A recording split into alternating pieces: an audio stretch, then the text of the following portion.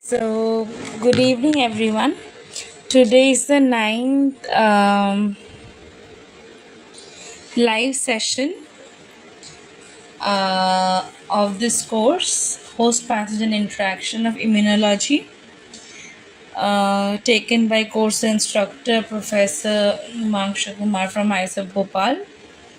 My name is Aishi, and I'm a PMRF research scholar from the Department of Chemistry, IIT Bombay, Maharashtra. So basically, what we do in this live sessions is that we basically check a bunch of old year, last year assignment questions, and we try to answer it logically and conceptually. We try to discuss not only the answers to those questions, but we also try to understand the concept behind those questions so that we're able to solve similar type of other questions. Okay, so that is the basic purpose of these live sessions, and we try to keep these live sessions as interactive as possible. So for example, if you have, I'll read a question and I'll stop. I'll wait for you to answer, and also after each question I'll give you some minutes to ponder upon the question and the solution. And if you have any doubts, please unmute your mic or raise your hand or type in the chat box any way you want to communicate with me and let me know. If I know the answer at the moment, if I can solve your queries, your doubts at the moment well enough. If not, then you have to give me some time. I'll go back and read about it, and then I'll let you know by the next class positively. Okay, that is how these sessions basically move ahead. So, keeping that in mind, we'll start with the first question uh, for this session.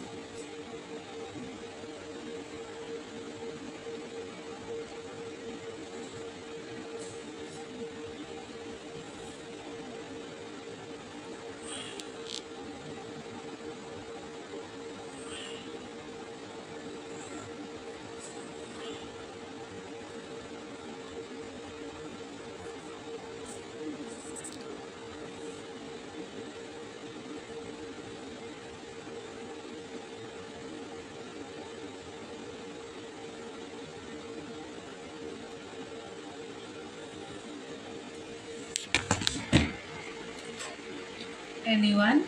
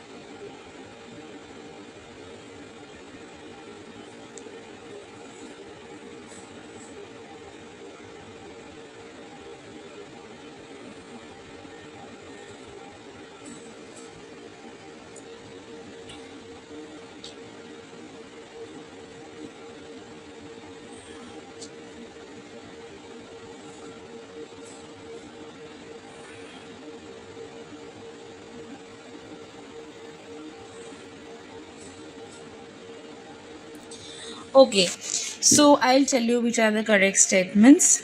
So the correct statements will be option A. NK cells um,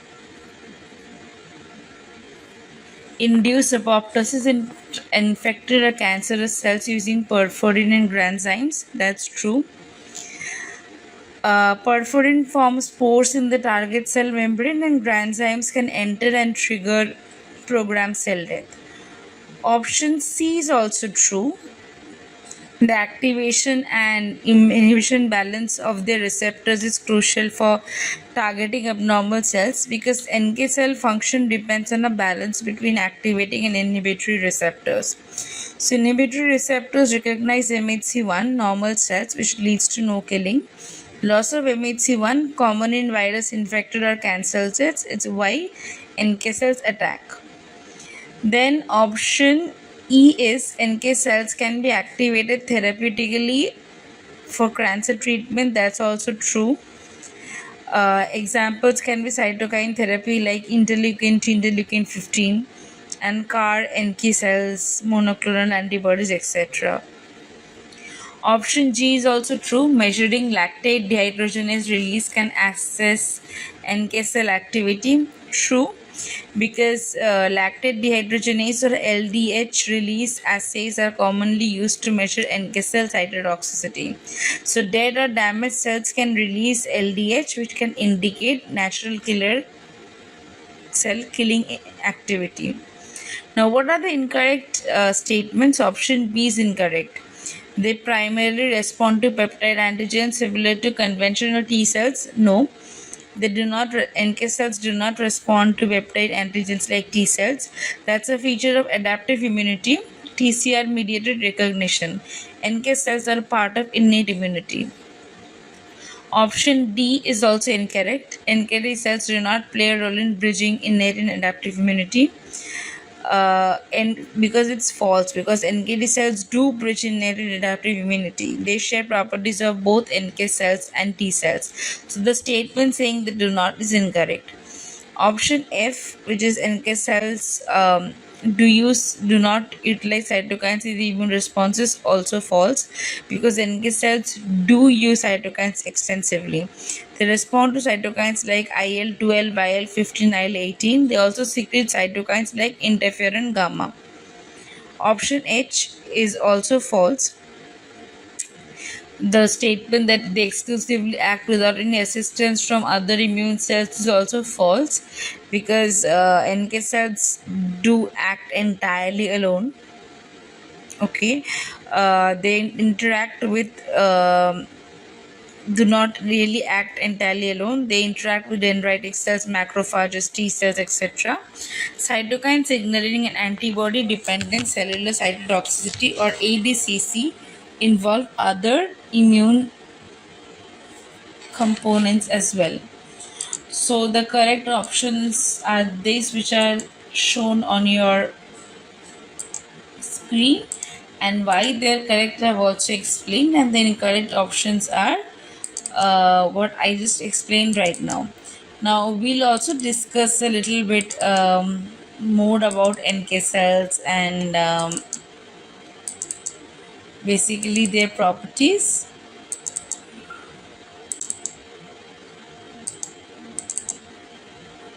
right? So give me a moment.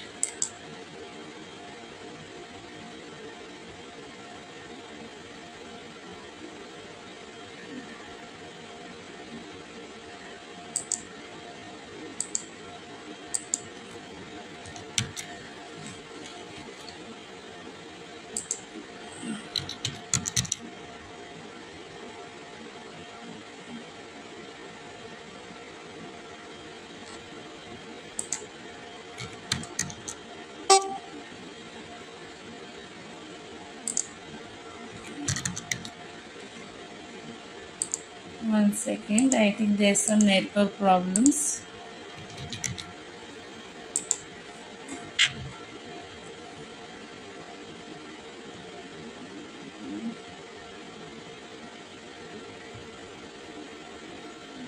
Yeah. So, if we talk about natural killer cells, basically they are large granular lymphocytes that, like CTLs, use cytoplasmic granules containing perforins to kill target cells. So, NK cells were defined initially by their ability to lyse certain tumor cell lines and virally infected cells in vitro, right? And in contrast to T cells, NK cells can lyse these cells without prior immunization, and so mediate a form of innate or natural immunity that is termed as natural killing. Now, unlike T cells, NK cells do not productively rearrange their TCR genes, and they do not express the cell surface TCR CD3 complex. They also lack CD4, the marker for T helper cells, and about half of human NK cells express CD8, the marker for cytolytic T cells, but only one form of CD8 is expressed, and it does not appear to be required for natural killing. It is not found on mouse NK cells. Most NK cells express CD16, a receptor for the Fc portion of IgG, and CD56, a variant of neural cell adhesion molecule NCAM. So neither of these is required for natural killing, and they are expressed at different levels in different tissues.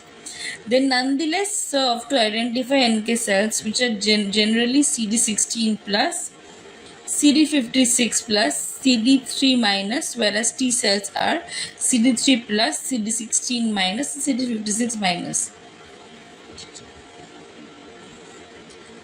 The cell surface molecules that NK cells use to selectively recognize targets for natural killing have not been well defined. All NK cells express a surface receptor called NKp46, and blockade of this receptor impairs natural killing.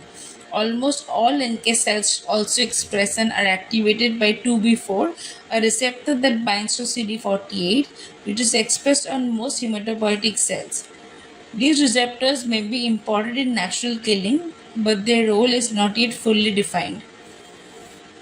Now, if you talk about lymphokine activated killer cells, when NK cells are stimulated by IL-2, the cytotoxic capacity is enhanced and the range of target cells they can kill is greatly broadened.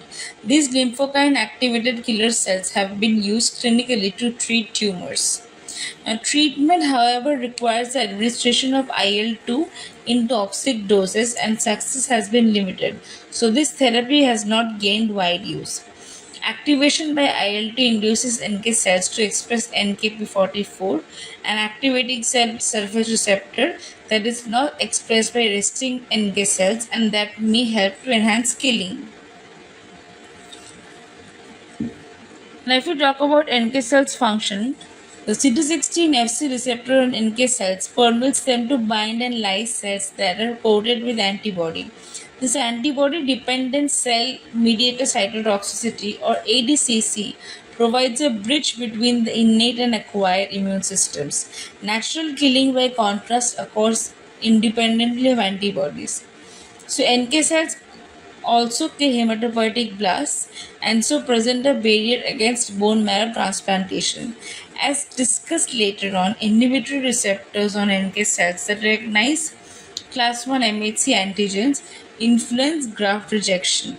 The preferential activation of NK cells by hematopoietic cells may account for the reduction in formed blood elements, including white cells, red cells, and platelets, that has been found in patients with abnormal proliferation of NK-like cells. Now, activated NK cells produce cytokines such as interferons, tumor necrosis factor, granulocyte, monocyte colony stimulating factor, and colony stimulating factor 1. The production of IFN by NK cells may serve to bias a T cell response towards Th1 differentiation. NK cells are not, however, required for all Th1 responses because these can also be generated through the production of interferon by T cells. Now, unlike T cells, NK cells do not require the expression of MHC molecules on target cells for activation. Instead, NK cells are generally inhibited by the expression of class 1 MHC proteins on target cells. This inhibition is mediated by receptors on NK cells that specifically recognize class 1 antigens and deliver inhibitory signals. NK cells express inhibitory receptors that identify both self and non-self class 1 MHC antigens. All NK cells, however, express at least one inhibitory receptor for a self class 1 MHC antigen. By this means, NK cells are prevented from killing cells from their host. Now, the inhibitory receptors on NK cells are of two structural types: immunoglobulin like, Ig like, and lectin like. The Ig like receptors are members of the immunoglobulin gene family superfamily and are called killer inhibitory receptors. And the killer inhibitory receptors are encoded by a gene family and chromosome 19, and different members of the family interact with different sets of class 1 MHC proteins. Now, different killer inhibitory receptors recognize features that are common to large groups of class 1 MHC molecules, so that two killer inhibitory receptors, for example, identify mutually exclusive subset. Now, if we talk about the missing cell factor, The finding that NK cells function is inhibited by class 1 MHC has given rise to missing self hypothesis. This model proposes that unlike cytotoxic T lymphocytes, which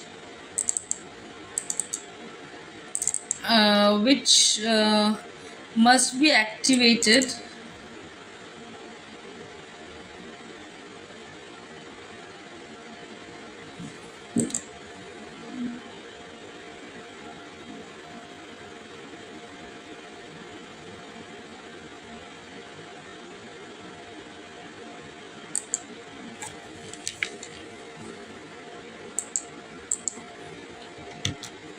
So, unlike cytotoxic T lymphocytes, which needs to be activated from a resting state by contact with an appropriately presented foreign antigen, NK cells are always predisposed to kill any cell they encounter, but are prevented from killing host cells because they recognize the host class 1 proteins. Thus, they only attack cells whose class 1 MHC proteins are lost or altered. Right? Um, Missing cell, as occurs frequently in malignancy or viral infection.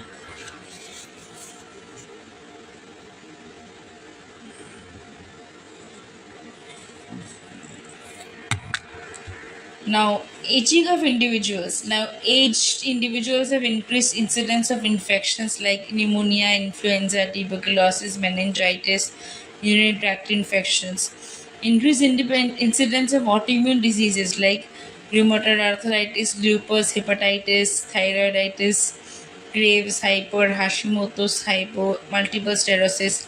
Now, predisposition towards these diseases is related to human leukocyte antigens HLA genes.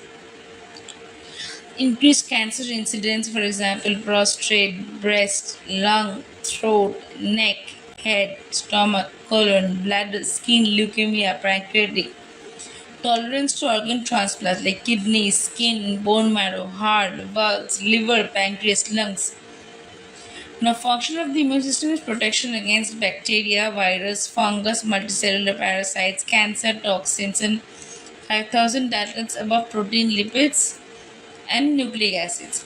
Now, tissues and organs important for immune function are cells derived from stem cells, liver, bone marrow. Cells are stored, multiply, interact, and mature in thymus, spleen, lymph nodes, blood.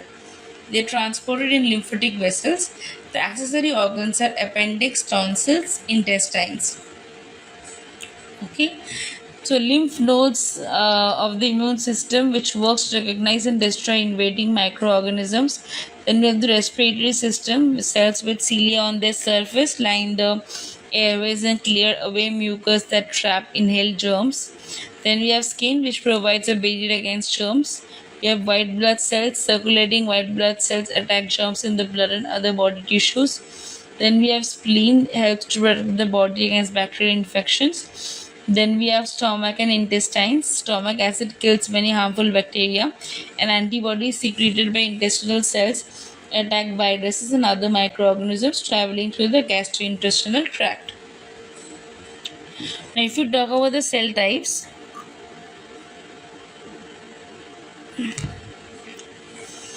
lymphocytes derived in bone marrow from stem cells, 10 to the power 12. T cells stored and mature in thymus migrate throughout the body. Now, killer cells perform lysis, infected cells, cell mediated immune response. Helper cells enhance T killer or B cell activity, and suppressor cells that reduce suppress immune activity may help to prevent autoimmune disease.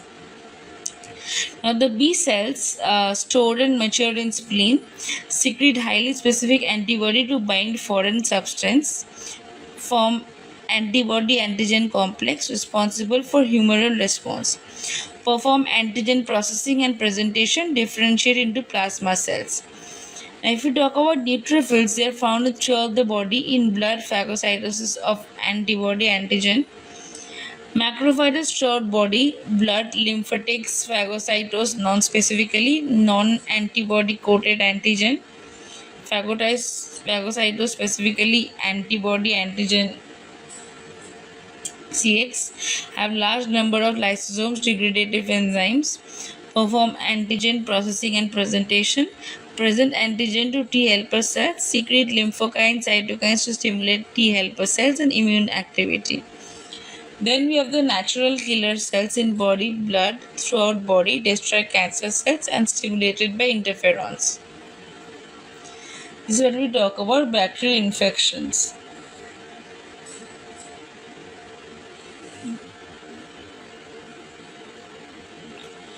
Complement series of enzymes which are sequentially activated and result in lysis of cell membrane of infected cell and bacterium. It permeabilizes membrane and makes it leaky, right? We have talked about the five classes of immunoglobulin in the previous classes. Okay, IgG is most abundant in blood cross placental barrier, fixed complement and induced macrophage engulfment.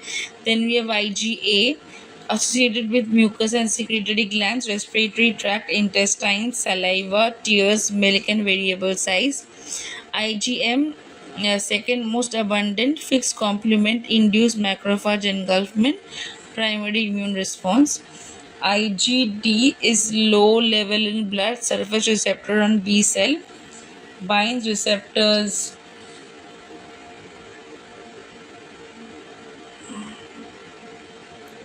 on mast cells, basophils, secretes histamine, role in allergic reactions. Increased histamine leads to vasodilation, which leads to increased blood vessel permeability. This induces lymphocyte immigration, swelling, and redness.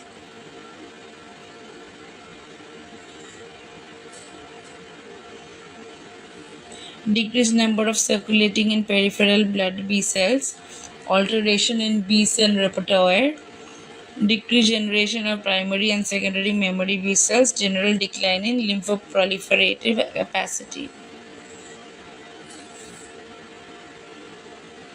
General decline in cell mediated immunological function, T cell population is hyperresponsive, decreased responsive in T cell repertoire.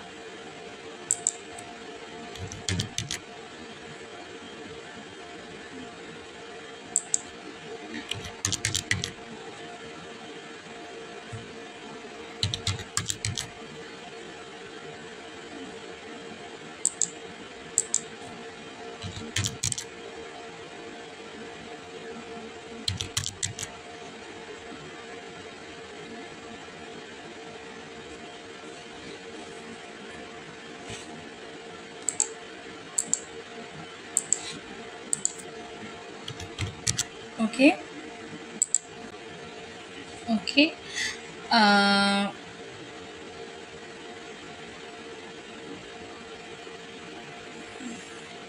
So there's a decline in new T cell production, increase in proportion of memory and activated T cells while naive T cells decrease, diminished functional capacity of naive T cells. Senescent T cells accumulate due to defects in apoptosis, increased proportion of thymocytes with immature phenotype, shift in lymphocyte population from T cells to NK T cells.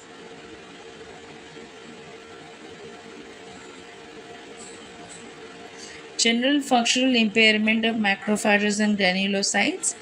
GM-CSF is unable to activate granulocytes from elderly subjects. Polymorphonuclear neutrophils appear to possess higher levels of surface markers CD15 and CD11B and lesser vesicles containing CD69, which lead to the impairment observed to destroy bacteria. In elderly subjects, the monocyte phenotype shifts, that is, expansion of CD14 dim and CD16 bright subpopulations, which have features in common with mature tissue macrophages. Macrophages of aged mice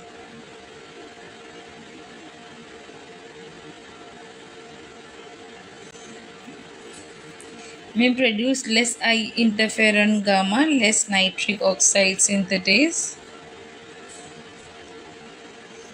and hydrogen peroxide. General decline in cell function. Good correlation between mortality risk and NK cell number, increased in production proportion of cells with higher NK activity, progressive increase in percentage of NK cells, impairment of cytotoxic capacity per NK cell, increased pro-inflammatory cytokines IL-1, IL-16, IL-6, TNF alpha, decreased cytokine production imbalance, in decreased IL-2 production, increased production of IL-8, which can recruit macrophages and may lead to pulmonary inflammation, increase in dysfunctional IL-8, decreased secretion of interferon gamma, altered cytokine responsiveness of NK cells, which have decreased functional abilities, increased levels of IL-10 and IL-12 upregulated by antigen presenting cells. Okay. Cytokines influence proliferation, differentiation, survival of lymphoid cells, has numerous actions on other body types. Body cells, it comprises the following, like interleukin family, 16 different proteins from IL-1 and up, numerous effects on lymphocytes and other cells with IL receptors. Then granulocyte macrophage colony stimulating factor, or GM-CSF, regulates hematopoiesis, affects phagocyte function and angiogenesis. Then we have quantity stimulating factor CSF, glycoprotein regulating white blood cell production, activity and survival. Then we have tumor necrosis factor TNF, cytotoxic against malignant and inflammatory cells produced primarily by macrophages. TNF beta cytotoxic against malignant cells, enhances phagocytosis produced primarily by T cells. Then interferon beta produced by many cells, antiviral actions.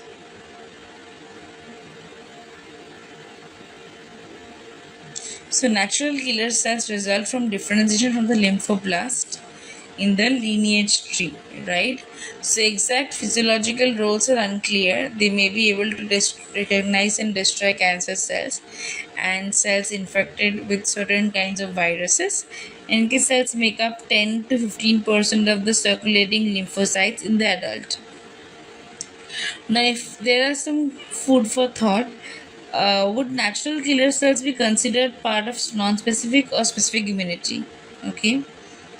So NK cells are sometimes considered to be one of the innate immunity mechanisms because it is unclear how or whether these cells develop responses to specific immunity. Right? We have discussed about about the anatomy of the immune system a lot of times.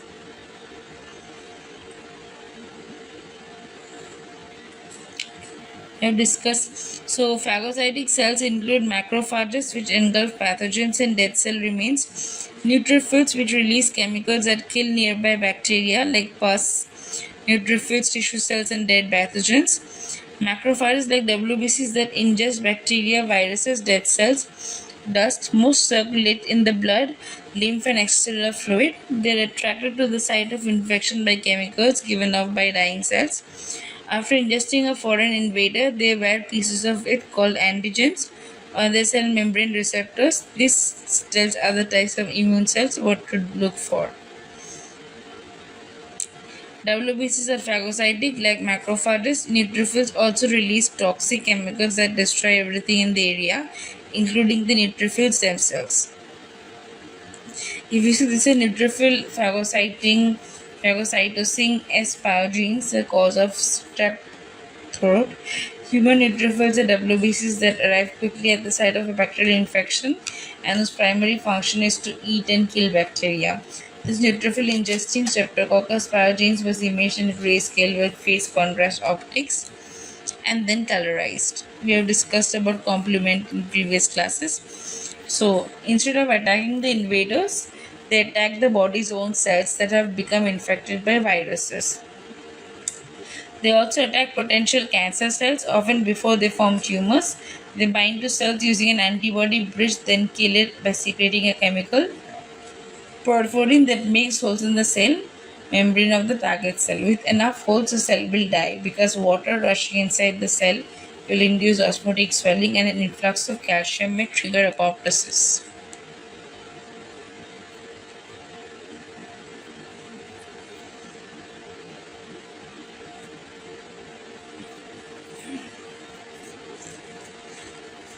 Okay, any questions till now? I'll continue in a few minutes. Any question till now, you can ask me.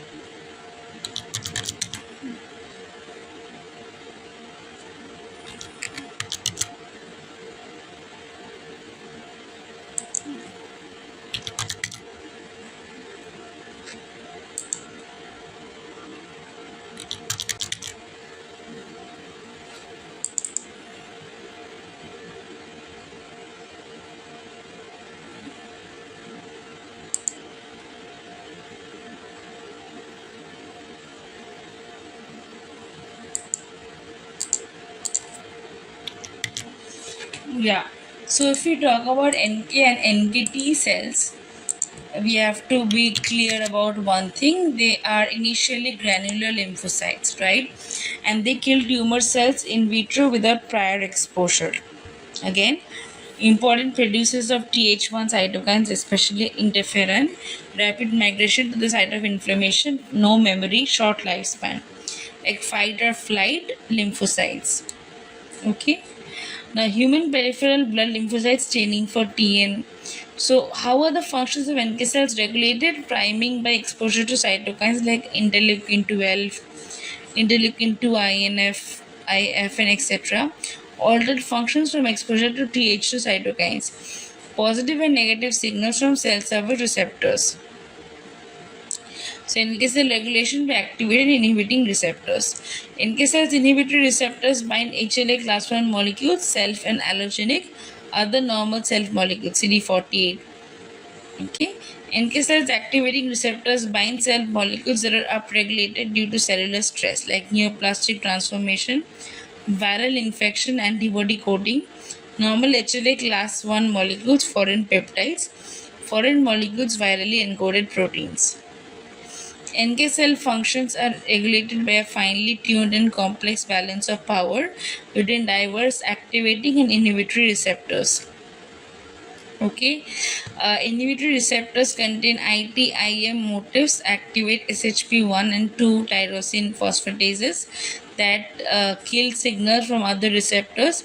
Activating receptors use ITAM motifs, activate tyrosine kinases to generate a signaling cascade, often provided by association with partner chains.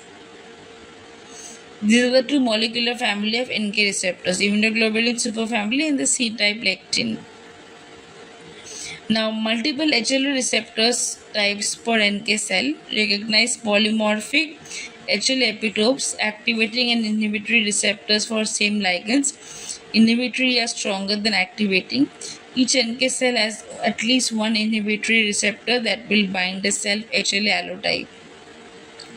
And each NK cell usually has additional receptors that will bind allergenic HLA. Okay, the practical implications are different killer inhibitory receptors, HLA haplotype combinations have different potentials for activating NK cells. Okay, like the disease associations with these type of receptors. Allergenic BMT will create a new KIR HLA combination typing and matching for both KIR and HLA that may improve outcome.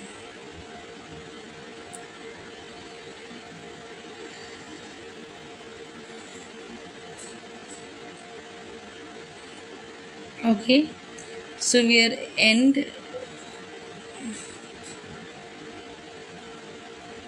almost at the end of the. So what is the summary difference between NK and NKT cells?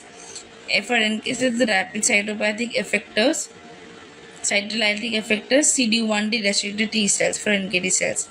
The previous is regulated mainly by cytokines and self. The uh, latter is stimulated by self and foreign glycolipid antigens. The former is complex positive and negative signaling receptors. The latter is promote and inhibit subsequent immune responses. Previous is major ligand MHC1, latter is influence in functions of disease or dendrites cells. Will not go into too much detail. I will upload this slide so that you can come back and check this. But will not go into too much detail. Coming back to the question, which of the following statements about NK cells are true? The correct answers or the accepted answers are NK cells induce apoptosis in infected or cancerous cells using perforin and granzymes. The activation and inhibition balance of the receptors is crucial for targeting abnormal cells. NK cells can be activated therapeutically for cancer treatment. Measuring lactate dehydrogenase release can assess NK cell activity.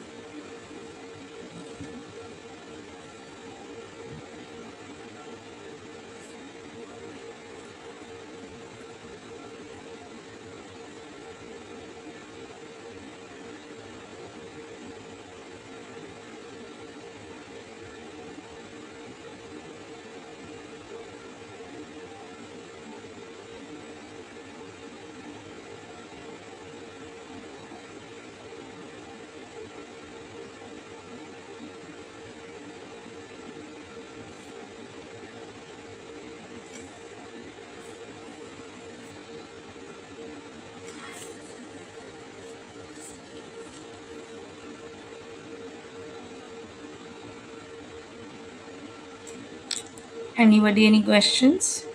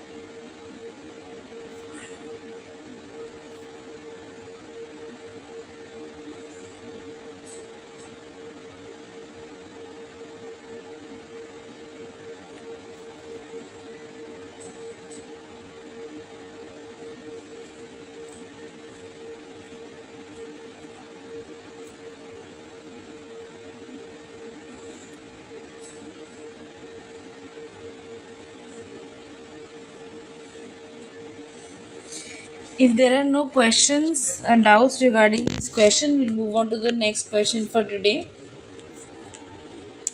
So, the next question for today is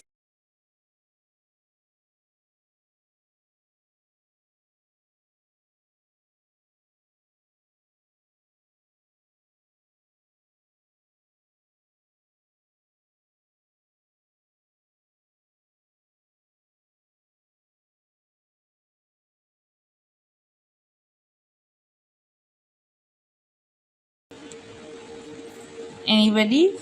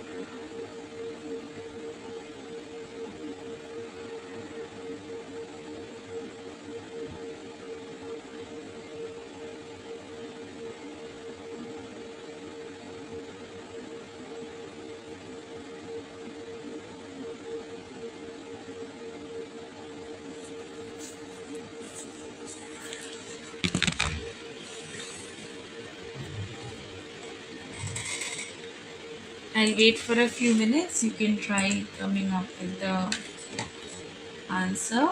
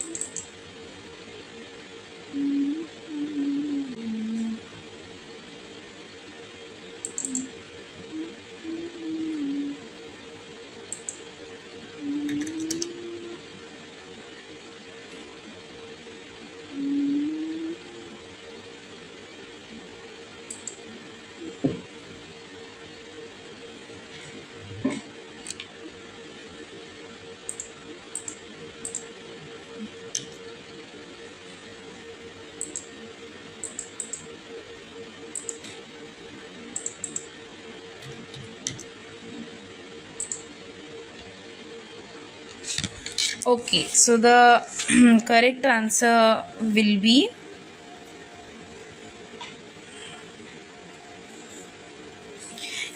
so the correct answer will be CD8. Okay, so the key here is recognizing that cytotoxic T cells are a subset of T lymphocytes that can kill virus infected cells and kill cancer cells. So use mechanisms similar to NK cells like perforin and granzyme, and the defining surface marker is CD8. So the correct answer is CD8. Right?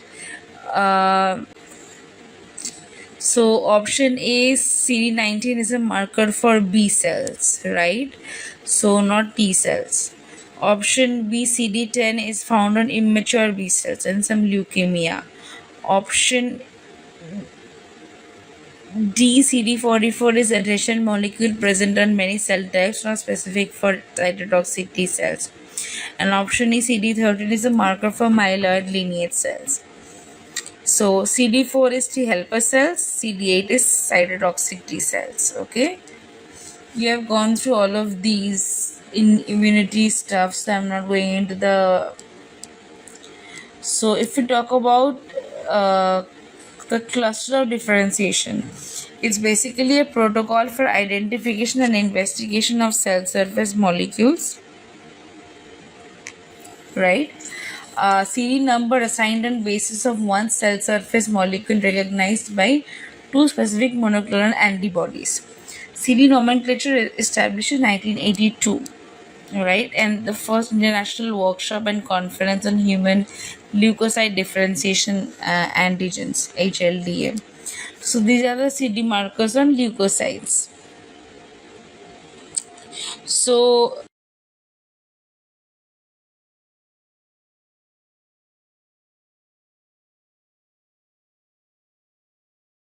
you so this is, if you can see, these are the markers for all these different types of cells.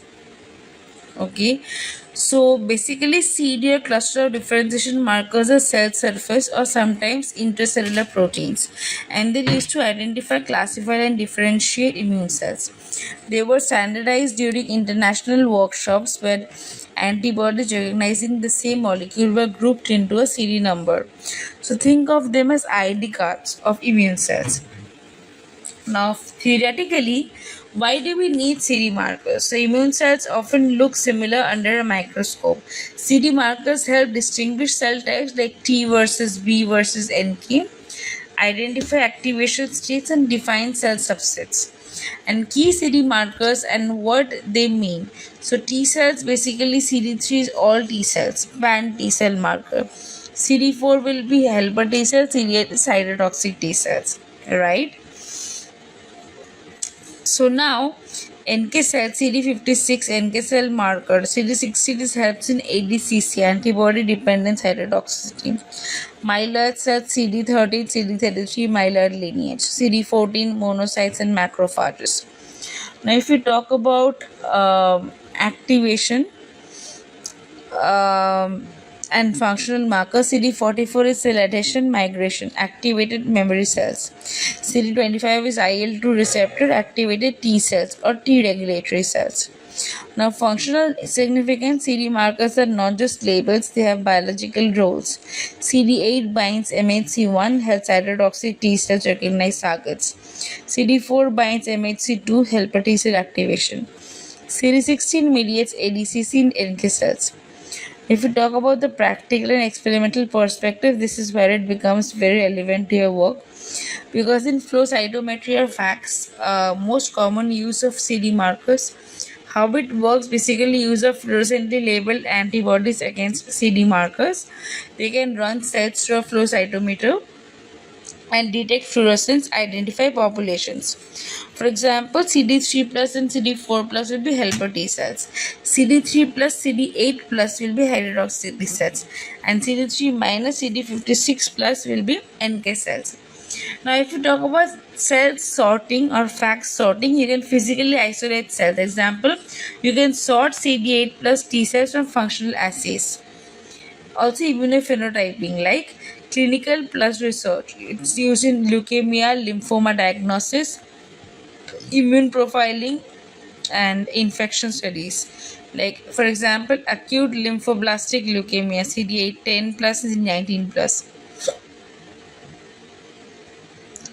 Then, if we talk about immunofluorescence microscopy, we can label CD markers with antibodies, visualize spatial distribution in tissues, and also we can do max. What do you know?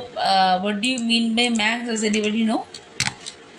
It's basically similar to FACS, but in this case we make use of not flow but a magnet. Magnetic bead separation is called max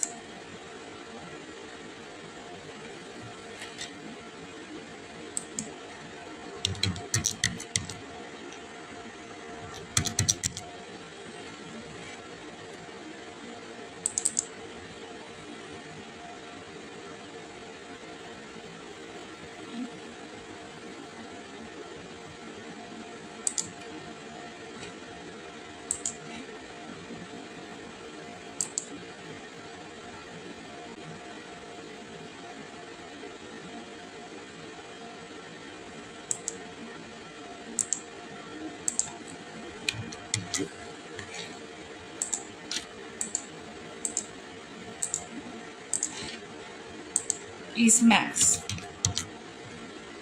Okay, so basically antibodies against CD markers are attached to magnetic beads and used for quick enrichment of specific cell types. Now, if we talk about the real world relevance, especially for so CD14 can confirm monocyte macrophage identity. CD11B, CD68 can be macrophage markers. We study immune responses, track CD8 T cells or NK cells in co-culture systems. For infection, we can look for activation markers like CD44, CD69. So all of these. So for different cells of the immune system, we have different sets of CD markers. If you can see T helper cell CD4 and T cytotoxic cells will be CD8.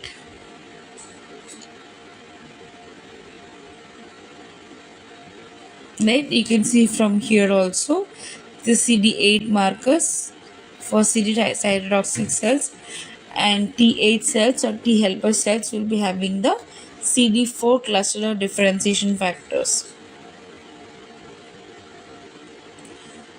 We'll not go into too much details regarding this. We have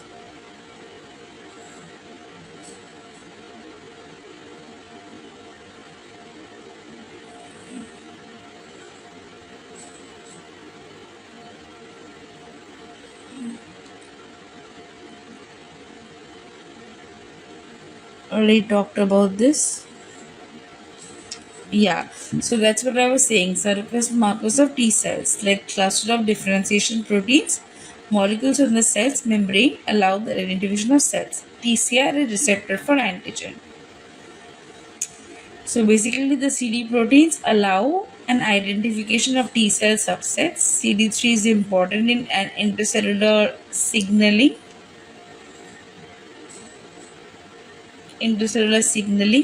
to initiate an immune response closely associated with TCR or T cell receptor. CD4 to 8, 4 and 8 are expressed in subclasses of mature T cells. Like CD4 reacts with MHC group 2 class, CD8 reacts with MHC group 1 class on macrophages, and CD28 is a receptor for co-stimulator molecules CD80 and 86. Okay, so for example, maturation of T lymphocytes. So this consists of three types of processes: proliferation of immature cells, B, expression of antigen receptors genes, and C, selection of lymphocytes that express useful antigen receptor. So for example, TCR, antigen receptors are encoded by several gene segments that recombine during lymphocyte maturation. Heterodimer consisting of two non-identical polypeptide chains linked together by disulfide bonds. TCR heterodimer is non-covalently associated with the gamma, delta, and epsilon chains of the CD3 molecule. And complex TCR CD3 makes contact with both the antigen and MHC-GP, like over here. If we talk about subpopulation of T cells, subpopulations of T cells have been defined according to their particular function and their CD membrane markers. Cytotoxic T lymphocytes TCCD8 recognize the foreign epitope in association with class 1 MHC molecules. Helper T lymphocytes T8CD4 recognize the epitopes in association with class 2 MHC molecules. Now, if we talk about cytotoxic T lymphocytes or CD8 plus, they can cause lysis of target cells, are active against tumors, virus infected cells, transplanted allogenic tissues, right? Release TNF depress for proteosynthesis, recognize the foreign epitope in association with class 1 MHC molecules, destroy the target cells by releasing perforin, which creates pores in the cell membrane and cytoplasm escapes and granzymes degrading essential macromolecules.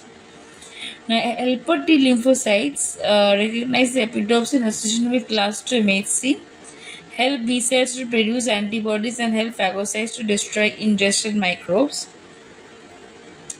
Subsets of Th cells like Th1, Th2 cells.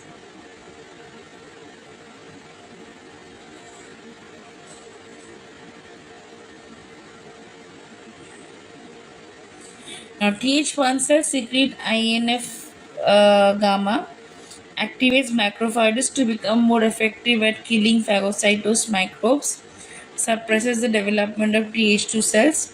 IL-2 stimulates survival and proliferation of T cells called T cell growth factor. TNF, tumor necrosis factor, stimulates the recruitment of neutrophils and monocytes to sites of infection, activates these cells to eradicate microbes. IL-3 promotes expansion of immature barrow progenitors of all blood cells. And GM, granular monocyte CSF, acts on progenitors. In the colony stimulating factor can act on progenitors in the bone marrow to increase production of neutrophils and monocytes. So, if we talk about the Th1 based immune reaction, Th1 cells stimulate phagocytes to basically eliminate the ingested microbes, right? And interferon gamma is the main Th1 cytokine. Now, if you talk about Th2 cells here, they basically secrete IL-4, which can induce differentiation of Th2 cells from naive CD4 precursors, right? And 4 plus precursors, stimulation of IgE or immunoglobulin E production by B cells. It can activate mast cells. IL-5, interleukin 5 can activate the mast cells, and IL-6, interleukin 6 can stimulate the synthesis of acute phase proteins by hepatocytes. Then we come to interleukin 10, which can inhibit activated macrophages. Activated macrophages suppresses Th1 production. IL-3N granulocyte granular stimulating factor is what we'll discuss further. So, if you talk about the Th2 based immune reaction, the Th2 based immune reaction provides help for the true response provide help for B cells, okay, and are essential for antibody mediated immunity. Antibodies are needed to control extracellular pathogens, as we have discussed before, and the Th2 cytokines include IL-4, IL-5, and IL-13. We have talked about regulatory T cells also previously. So, for them, the cluster of differentiation markers of the CD proteins will be these CD4, CD25, and FOXP3. Okay, so it can regulate the activation and effective function of other T cells and are necessary to maintain tolerance to self antigens.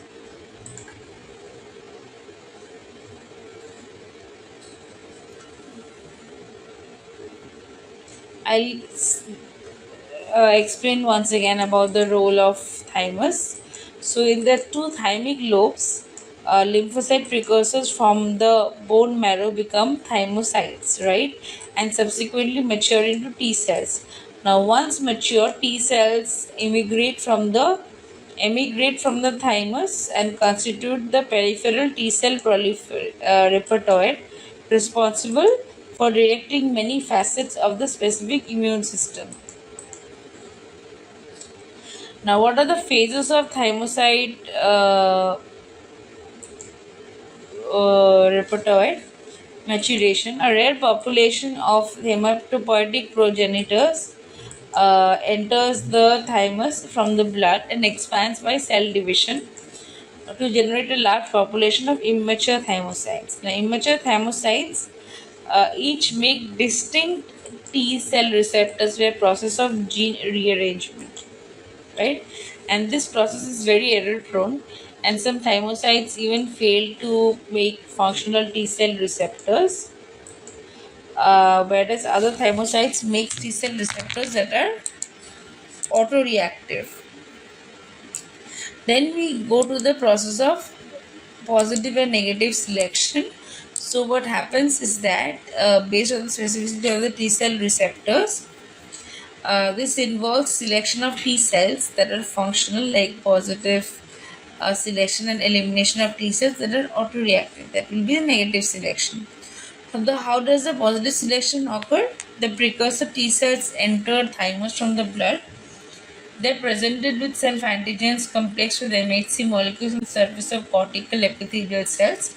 Now, only those thymocytes which bind the MHC antigen complex with adequate affinity will receive a vital survival signal. The other thymocytes will die, which is more than 95%. Then thymus negative selection of T cells. The thymocytes that survive post positive selection migrate towards the boundary of the thymic cortex and thymic medulla. They are again presented with self-antigen in complex with MHC molecules and antigen-presenting cells. And thymocytes that interact too strongly with the antigen can receive a signal for apoptosis. Okay.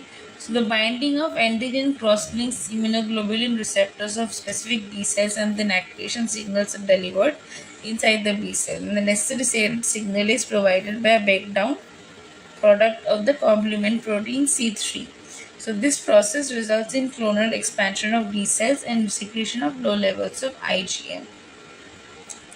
Then we talk about affinity maturation. Affinity of antibodies for protein antigens increases with prolonged or repeated exposure to the antigens. So the B cells migrate into follicles and form germinal centers, proliferate rapidly.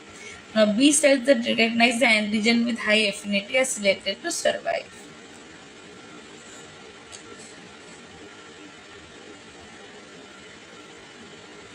So, what is the primary immune response? It will be basically the one occurring during the first antigen exposure, right?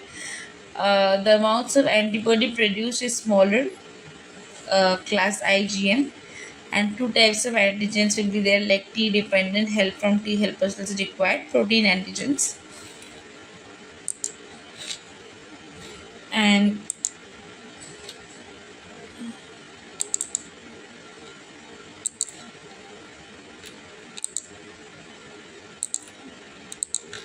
yeah, and then from there the T independent is also there.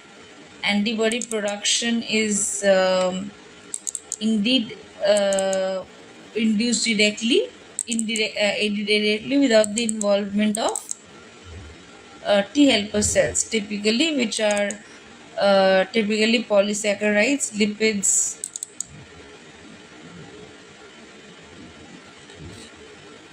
One second. Which are polysaccharides, lipids.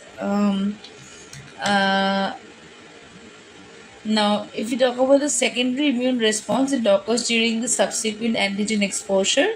Higher amounts of antibodies are produced.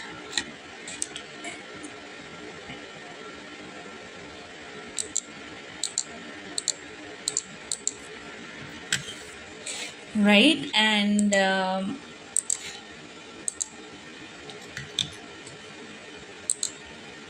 Secondary responses show increased isotype switching like IgG, IgE, and affinity maturation, a production of antibodies with increased affinity to antigen, and they can give rise to memory cells involvement.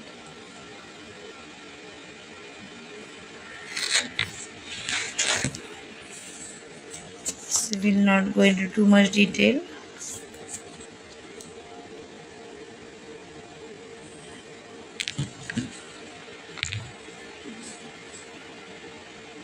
We have discussed about all of these.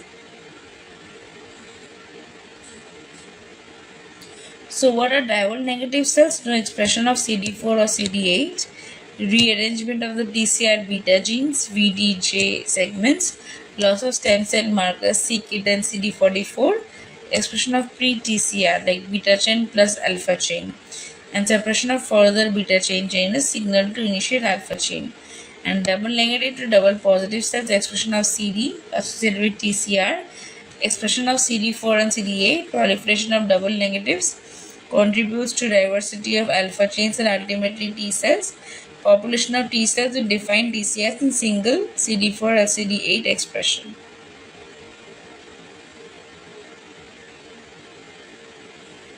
Okay, we'll not go into too much.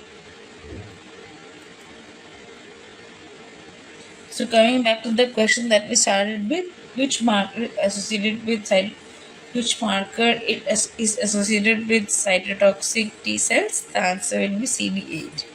And for helper T cells, it will be CD4.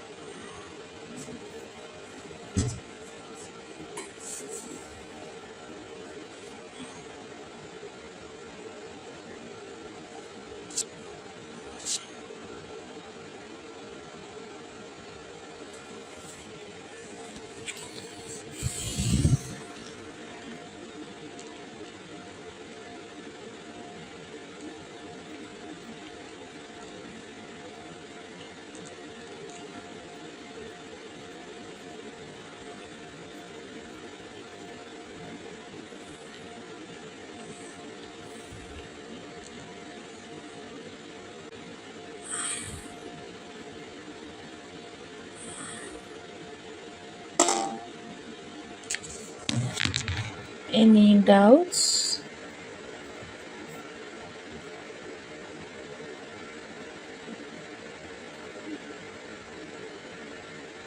Okay.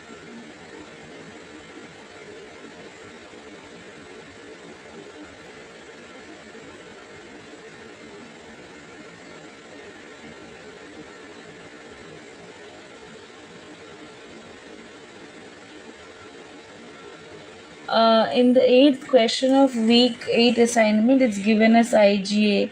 I have to check the question. I don't remember the question. If you can type the entire question and options over here, I can go back and go through it and then let you know.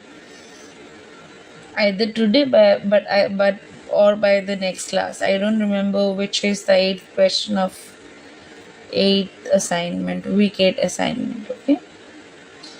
Okay, so coming back to today's session, we'll move on to the next question. Sorry, next question for today. If you have no doubts with this question, so the next question for today is,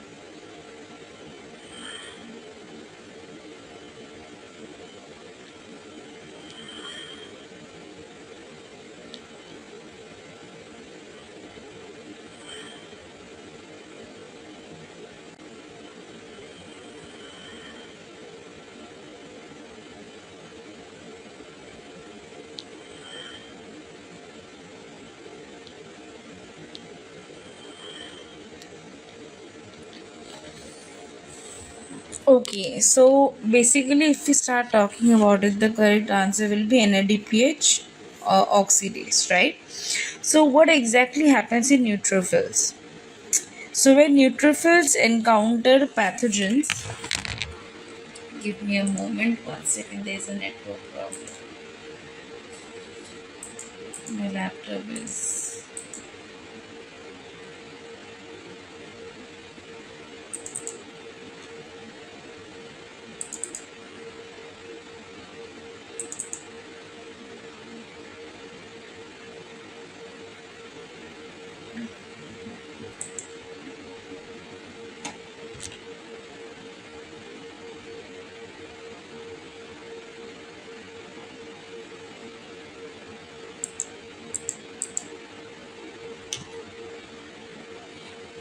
Yeah, so what happens is that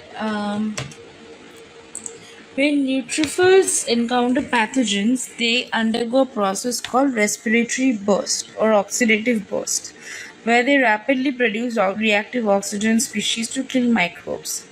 The key enzyme involved is NADPH oxidase. They're located in the neutrophil membrane, transfers electrons from NADPH to oxygen, generates superoxide anion O2 minus, the primary ROS. Now, this is the first and crucial step in ROS generation. Now, what are the downstream reactions? Once superoxide is formed, it can convert into hydrogen peroxide H2O2, further into hypochlorous acid via myeloperoxidase. Now, these molecules are highly toxic to bacteria. Now, why the other options are not correct? Option A, superoxide dismutase. It converts superoxide to hydrogen peroxide, modifies ROS, does not produce it initially. Then catalase breaks down hydrogen peroxide, water plus oxygen. Protective enzyme reduces ROS. Then glutathione peroxidase detoxifies hydrogen peroxidase, also reduces oxidative stress. And lysozyme breaks bacterial cell walls or bacterioglycan. It has absolutely no role in ROS production. Now, inflammation is a non-specific localized immune reaction of the organism which tries to localize the pathogen agent. Now, many consider the symptom a self-defense mechanism. It consists of vascular, metabolic, cellular changes triggered by the entering of pathogen agent in healthy tissues of the body. If we talk about the etiology, the cause of inflammation are many and varied. The exogenous causes are physical agents like mechanistic agents, fractures, foreign corpse, sand, etc. Thermal agents like burns, freezing. Chemical agents like toxic gases, acids, bases. Biological agents like bacteria, viruses, parasites.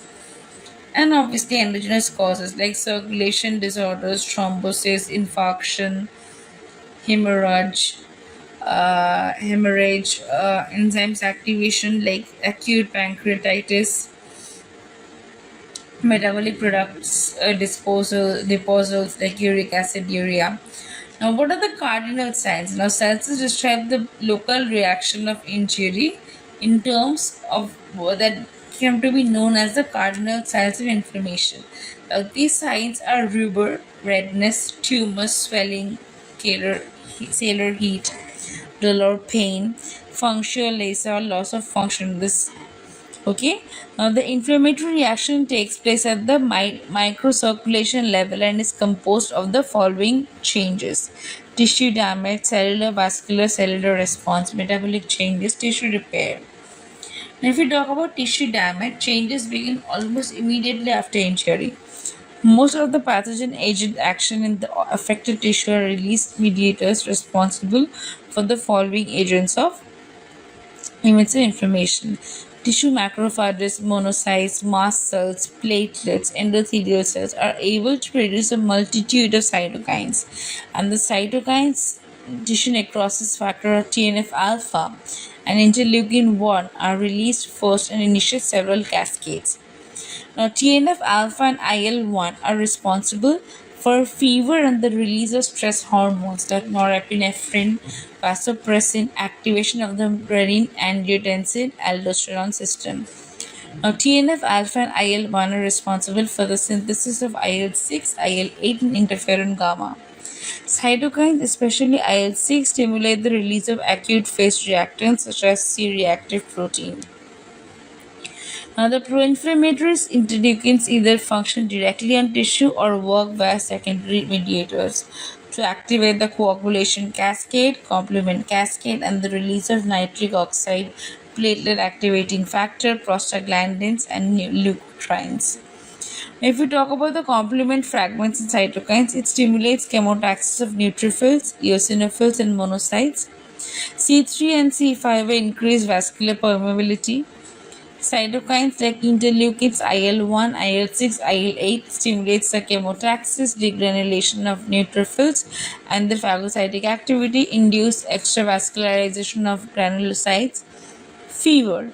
Tumor necrosis factor and IL-8 leads to leukocytosis, fever, and it can stimulate prostaglandins production.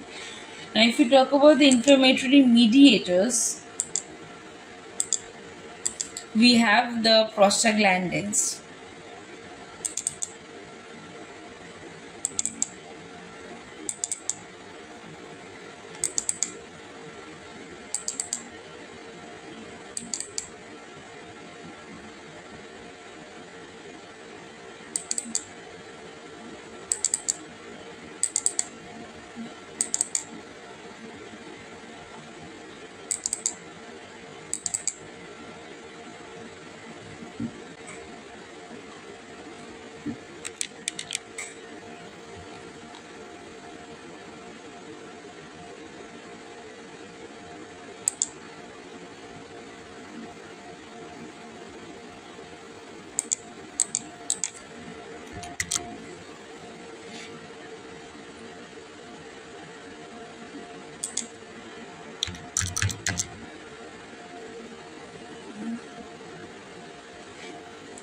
So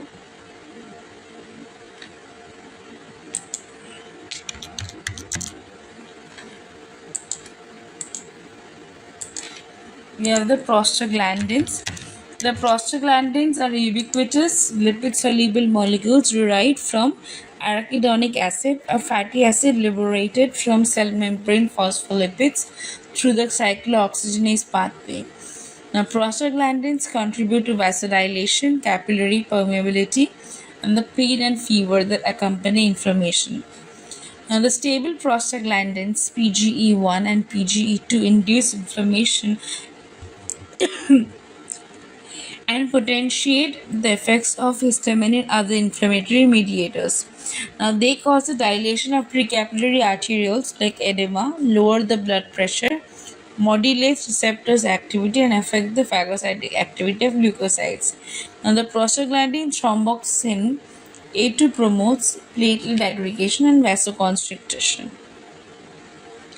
Now, leukotrienes are formed from arachidonic acid but through the lipoxygenase pathway. Histamine and leukotrienes are complementary in action in that they have similar functions. Histamine is produced rapidly and transiently while the more potent leukotrienes are being synthesized. And leukotrienes C4 and D4 recognized as primary components of slow reacting substance of anaphylaxis that causes slow and sustained constriction of the bronchioles. The leukotrienes also have been reported to affect the permeability of the postcapillary venules, the adhesion properties of endothelial cells, and stimulates the chemotaxis and extravascularization of neutrophils, eosinophils, and monocytes. Okay, so coming to the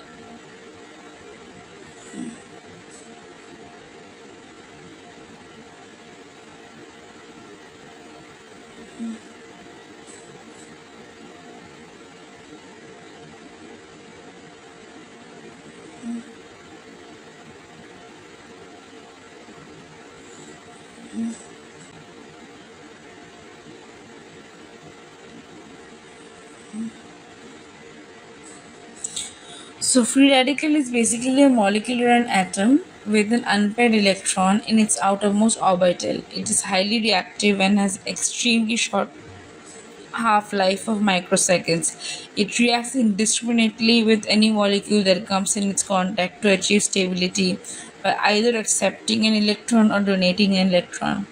Normally, the oxygen is completely reduced to water and a successive reduction with 4 electrons. However, incomplete reduction it produces ROS such as superoxide O2, hydroxyl OH, and perhydroxyl O2H. H2O2 is not a radical by definition, but is a highly reactive ROS and produces other species of ROS. And tissue damage caused by oxygen radicals is often called oxidative damage. So these are the ROS encountered in living cells can be O2 minus superoxide, H2O2 hydrogen peroxide, OH star OH electron hydroxyl radical, NO electron nitric oxide, ROOH lipid peroxide, RS atom electron thiol radical.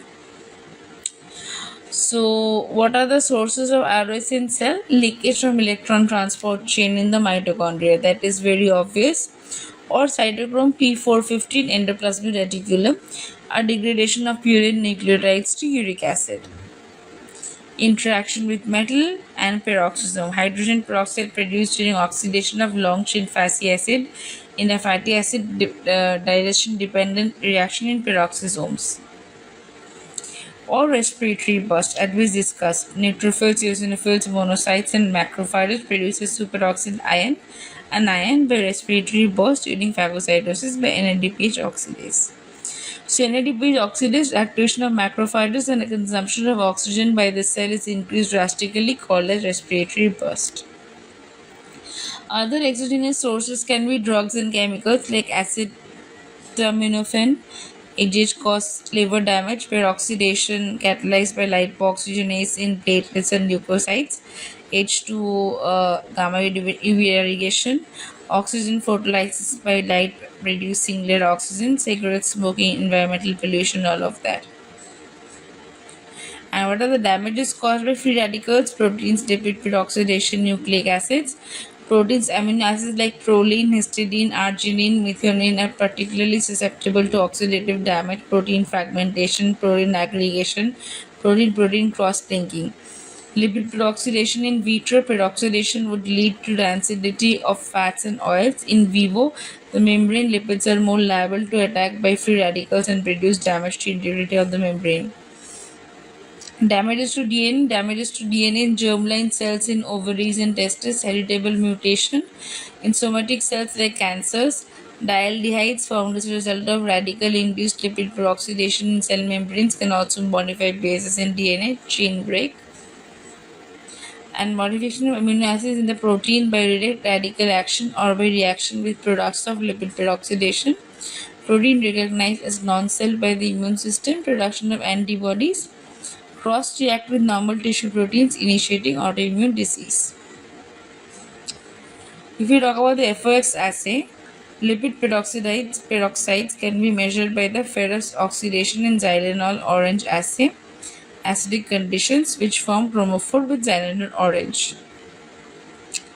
We'll not go into too much detail.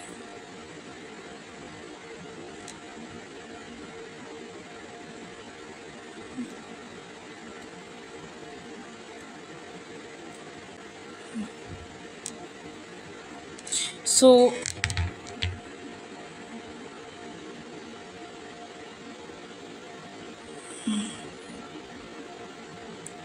glutathione peroxidase was one of the. So, as I said, we can discuss all of the enzymes that they have talked about, asked about in this question. Starting off with superoxide dismutase, if we talk about this enzyme. So, this is present in all oxygen metabolizing cells.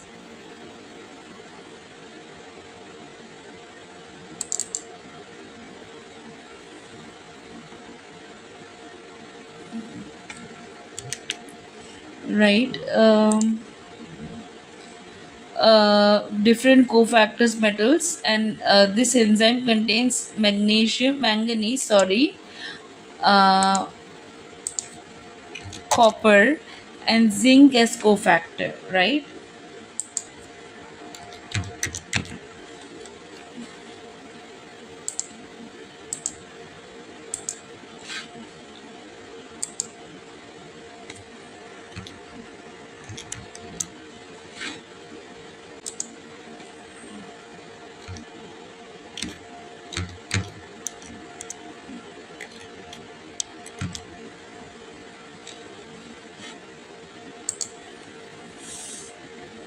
Okay, a mitochondrial enzyme is manganese dependent. Cytoplasmic is copper and zinc dependent. Then we have increased concentration of this enzyme during exercise because aerobic metabolism increases ROS generation during exercise. This turn stimulates the cell to synthesize more enzymes. The net effect is increased production during post-exercise or rest periods. Catalase high affinity to H2O2 peroxisomes, mitochondrial cytoplasm of erythrocytes. Glutathione peroxidase is selenium-dependent enzyme. It catalyzes reduction of hydrogen peroxide and lipid peroxide with glutathione. Sulfidyl groups of reduced glutathione serves as an electron donor. It's oxidized to the disulfide form, which is reduced back by reductase enzyme using NADPH. Glutathione reductase is a flavoprotein enzyme using FAD as a cofactor to reform the reduced glutathione from oxidized glutathione. The reducing equivalent donor is NADPH. NADPH comes from HMP shunt. Okay. Then non-enzymatic antioxidants can be metal binding proteins like transferrin, ferritin, and ceruloplasmin. Albumin bind with various oxidizing substances, glutathione obviously, and bilirubin, principal antioxidants in plasma. One molecular bilirubin can scavenge two hydroperoxy radicals and gets oxidized to biliverdin. Uric acid is the capability of scavenging free electron and prevents the propagation of FR damage in plasma. Okay, will not go into the metals.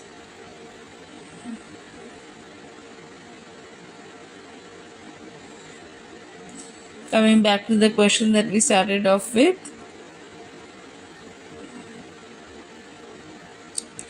which enzyme is responsible for the production of reactive oxygen species in neutrophils? The answer is NADPH oxidase.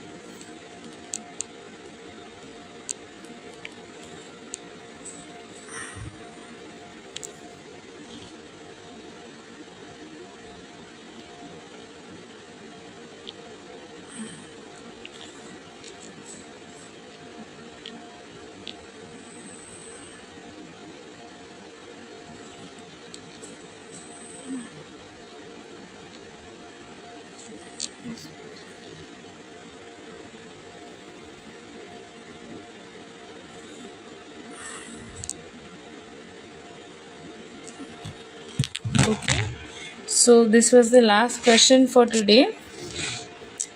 If you have no more question, if you have question, you can ask. If you have no more question, we can stop the session for today.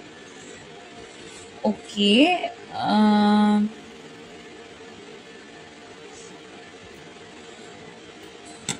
Okay.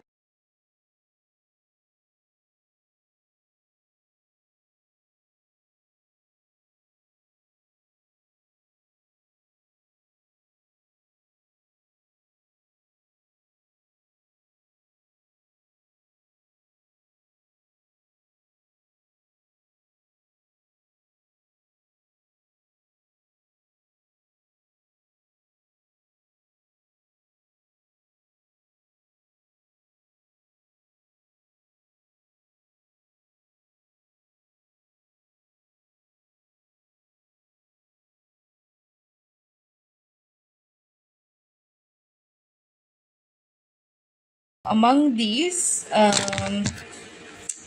which of the following statement is correct? So let's go option by option.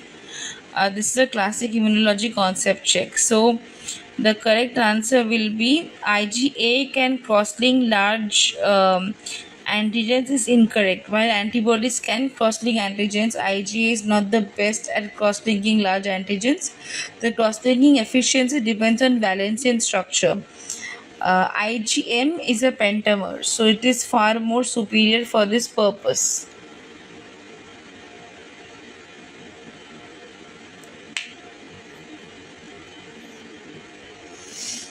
Right?